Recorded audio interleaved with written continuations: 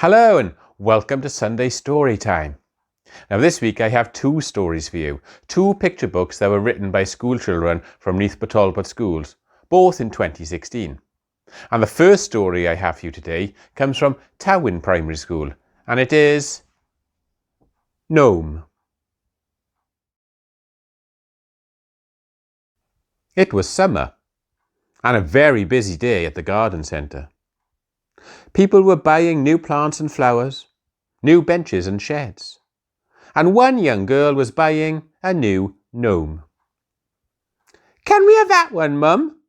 she said, pointing to a gnome with a blue hat and yellow trousers. "He looks funny," the girl said. They took the gnome home and sat him in the garden. Later, the girl and her brother were playing football. The boy kicked the ball too hard. It crashed into the gnome, knocking him over. The gnome was cracked. "Oh no!" the girl shrieked. Their mother was annoyed. She put the gnome in a black bag and left him on the side of the road near the recycling centre.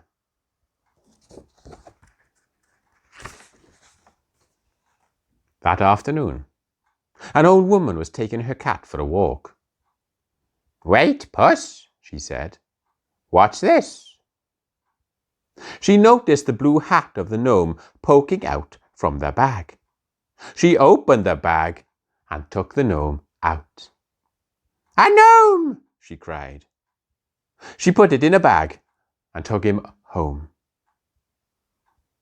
The cat purred. There were all sorts of coloured jars in the old woman's house. Red ones, green ones, blue ones. One of the blue ones stood high on a shelf. Also on the shelf was the cat. The cat stretched out his paw and, oh no, the strange blue liquid in one of the jars fell from the jar and landed on the gnome. The gnome sprang to life. Whee! He leapt onto the cat and rode him around the kitchen.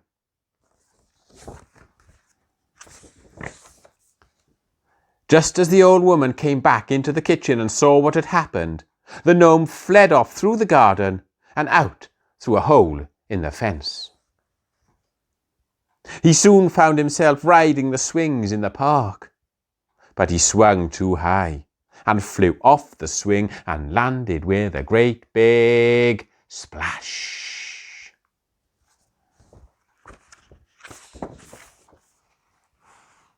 Just then, the gnome realized that there was a hole from where the ball had hit him. Water was pouring out. "What to do?" he said. Outside the park, he noticed a milk float had parked up. Soon he was riding with all of the bottles. He got off at the DIY shop.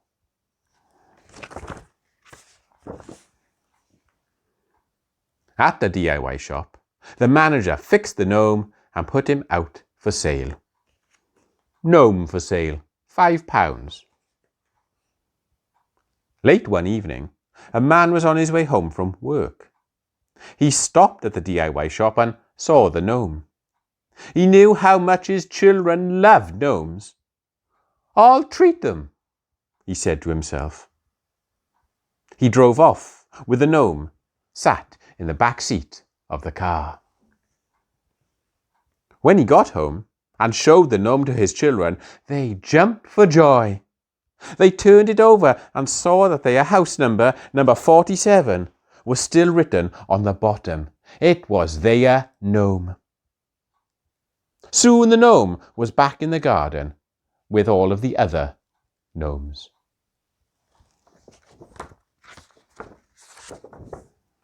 The next day, the old woman was taking her cat for a walk once again when she noticed a gnome sat in a garden.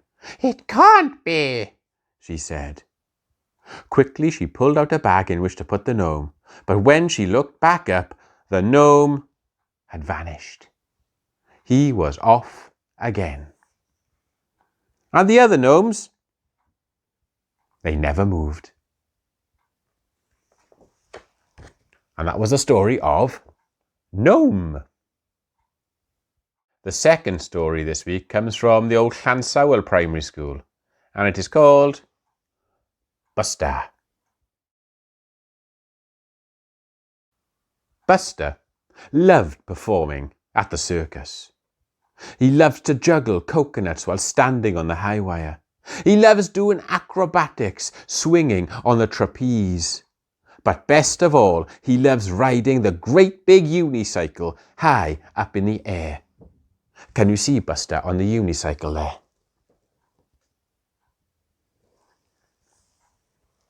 Sometimes Buster gets too excited and stays up late watching his favourite programmes on TV and creeping to the fridge for a midnight feast of cookies.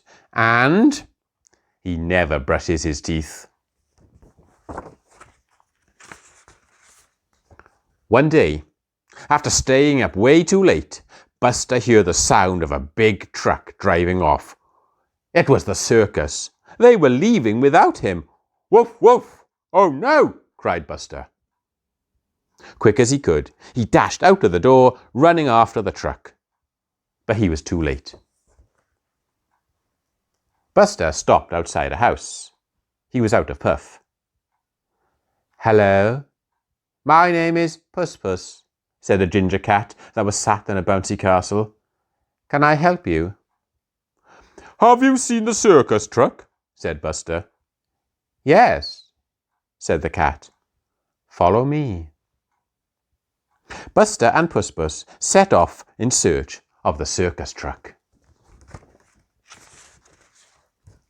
They came to a zoo. Peeking over a fence, they saw a zebra. Have you seen a circus truck? They asked. Zebra replied, No, but I know a parrot who has. Just then a parrot flew down and landed on Zebra's nose. It went that way, it went that way, it went that way, the parrot said. Let me show you. Buster, Puss Puss and Parrot set off in search of the circus truck. I'm hungry, Puss Puss said. Can we go into that pet shop? Can I help you? Said a tortoise called Bella. I'm looking for a circus truck, said Buster. This one, said the tortoise, pointing at a poster on the wall. Yes, cried Buster. Have you seen it? Indeed I have. Follow me. Buster, Puss Puss, Parrot and Bella set off in search of the circus truck. Outside, Buster saw a camper van. We can all ride in that. I'll drive, he said. So Buster, Puss Puss and Bella jumped on board while Parrot flew ahead. This way, this way, this way, Parrot squawked. Not long after, they reached the top of a hill when the camper van broke down. What now? Said Bella. Look, down there, said Puss Puss. It's the circus. But how do we get down there? Said Bella. Buster said, I've got an idea. Pass that umbrella. They all jumped on the umbrella and... whoosh! Whee! Down the hill they raced and landed with a crash right next to the circus tent. Buster leapt off the umbrella and dashed inside, where he saw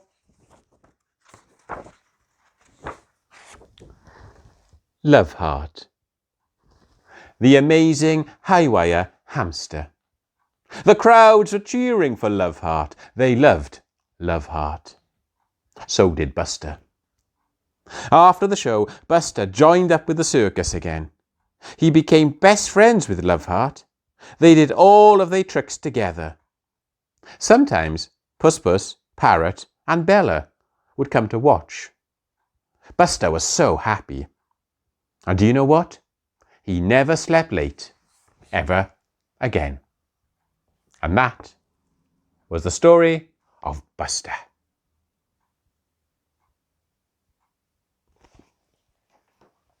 So there we are, 2 stories for this week's Sunday story time. Join me for next week for some more Sunday stories. Until then, bye for now.